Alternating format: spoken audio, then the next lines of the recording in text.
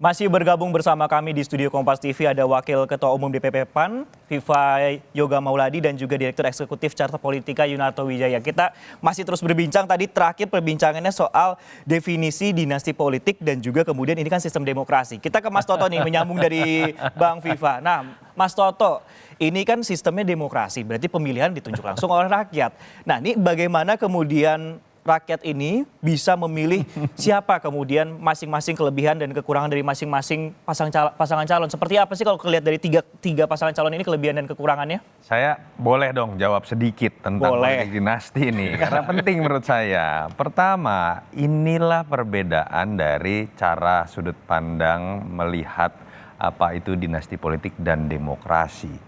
Proses keterbukaan bottom up dalam demokrasi itu tidak bisa hanya dilihat di bilik TPS. Partai sebagai bagian dari demokrasi dan selalu mengklaim dirinya sebagai aktor utama, pilar utama, itu juga harus kemudian ditempatkan dalam konteks mekanisme demokrasi tadi. Kenapa kemudian penggugatan secara kode etik ini terjadi dalam konteks misalnya Mas Gibran? Betul terhadap Mbak Puan juga, betul terhadap Mas Ahaye juga. Karena dalam mekanisme pilar utama demokrasi bernama partai ini, itu bisa kun fayakun penempatan orang menjadi jabatan publik, menjadi ketua umum. Dan kalau kita tarik dalam kondisi aktual terkait dengan keluarga Jokowi, itu bisa dilihat bukan hanya dalam konteks Mas Gibran. Pertama, Kaisang mempertontonkan sebuah proses kaderisasi, rekrutmen yang instannya itu bahkan mengalahkan Golkar pada masa Orba. Mengalahkan semua partai-partai yang dikritik oleh PSI, yang mengatakan dirinya paling progresif. 2 hari punya KTA, langsung jadi ketua umum. Saya tidak tahu bagaimana cara menjelaskannya. Ketika diajak berargumentasi, alasannya adalah kenapa menyerang Kaisang, Anda berarti menolak anak muda ya masuk dalam politik. Ini bukan tentang usia, ini tentang prosesnya.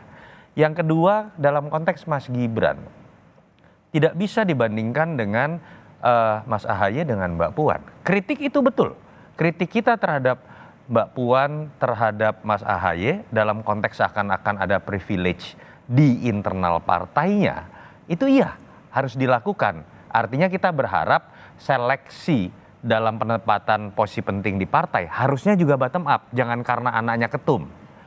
Tapi yang terjadi pada Mas Gibran, pertama, dengan mudahnya dia berpindah partai. Yang kedua, dengan mudahnya juga dia langsung lompat kepada posisi jabatan cawapres.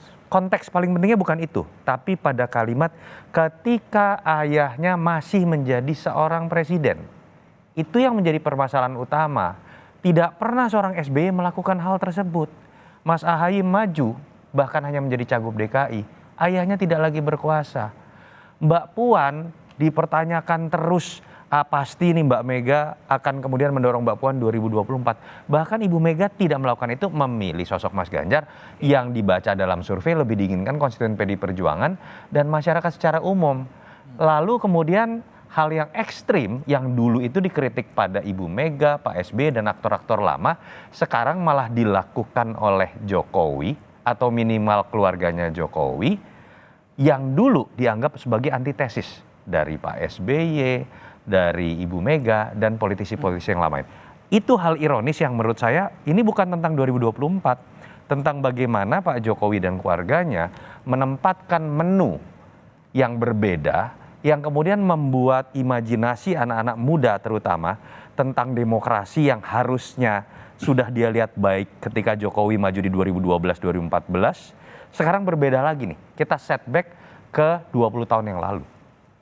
Oke, menu yang berbeda antara kemudian yang disampaikan Ketua Umum PDI, yaitu Megawati. Tapi saya satu sih, saya mengerti kenapa PAN dan Mas Viva tadinya memajukan Mas Erik. Kalau Mas Erik yang maju, Mas Viva tidak perlu rumit tadi gitu ya, harus berbicara. Terlihat dari mukanya ya hari ini. Begitu pendaftaran, Mas Viva bisa bicara prestasi, kinerja Menteri BUMN, PSSI, nggak rumit harus menjelaskan politik dinasti.